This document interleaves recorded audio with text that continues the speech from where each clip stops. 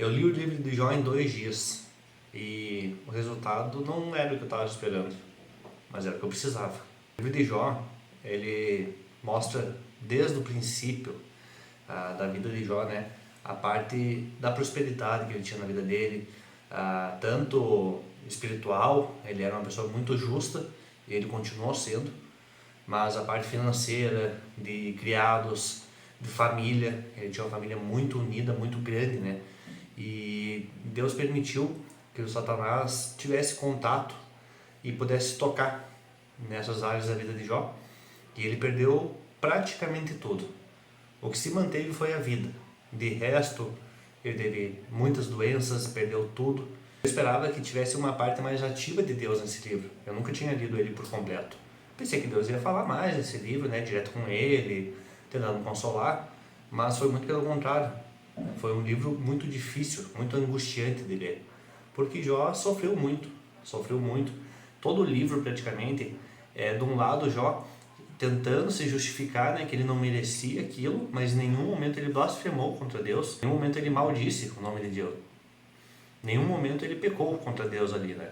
Ele seguiu se mantendo justo, íntegro, e os amigos dele rebatendo, tentando atacar ele, tentando justificar, como se algum erro que Jó tivesse cometido na vida dele justificasse ele estar passando por tudo aquilo, sabe? E foi assim o livro inteiro, até o capítulo 40 praticamente, 38 se eu não me engano. Até que chegou um momento que Deus tomou a falar. E Deus, por nenhum momento, ele justificou o porquê que ele permitiu que Jó passasse por tudo isso. Em nenhum momento Deus disse, porque é para você ser mais forte, porque é para você fazer você me adorar. Em nenhum momento apareceu isso na Bíblia. Porém, Deus passou quase 2 capítulos falando ali praticamente sobre quem ele é, sobre o poder dele. Em alguns momentos Deus falava coisas do tipo, lá no capítulo 38, versículo 36, quem pôs sabedoria nas camadas de nuvens, ou quem deu entendimento ao meteoro, coisas tipo assim que fogem da nossa alçada, fogem da nossa capacidade de imaginar tamanho poder, sabe? Em nenhum momento ele justificou, até que lá no capítulo 40 chegou o momento de Jó responder toda essa enxurrada de informação sobre quem Deus é e sobre o poder dele, né? E Jó ali quebrou o coração dele, quebrou o nosso coração, quebrou o coração de todo mundo que para e tenta compreender essa resposta. A gente poderia imaginar que ele responderia perguntando, questionando a Deus, e por que tu me deixaste sofrer tudo isso? Muito pelo contrário. Então Jó respondeu ao Senhor, sou indigno. Que te responderia eu? Ponho a mão na minha boca. Uma vez falei e não replicarei.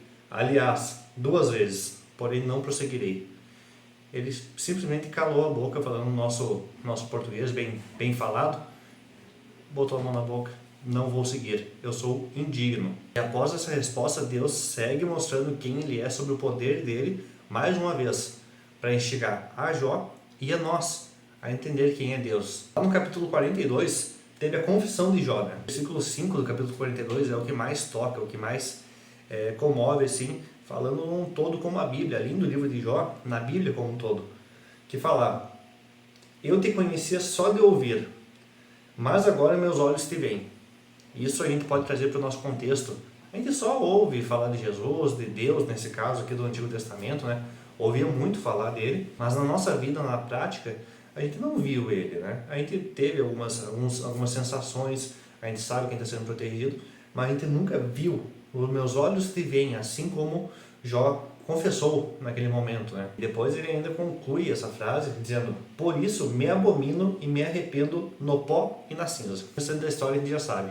Deus repreendeu os 3 amigos de Jó, porque ele disse, vós não dissestes de mim o que era reto, como o meu servo Jó.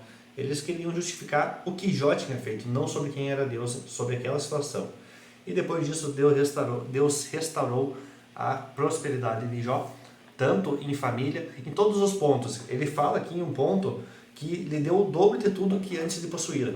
Então, não falando na prosperidade em si, mas que nós possamos não ter que passar por essa dor, por essa perca, por toda essa angústia que Jó passou nesses 40 e poucos capítulos, 42 capítulos que ele passou, que a gente possa ter acesso a saber quem é Deus, a ter aquele momento, sabe? Que que a gente pode chegar e falar, eu te conhecia só de ouvir, mas agora os meus olhos te veem.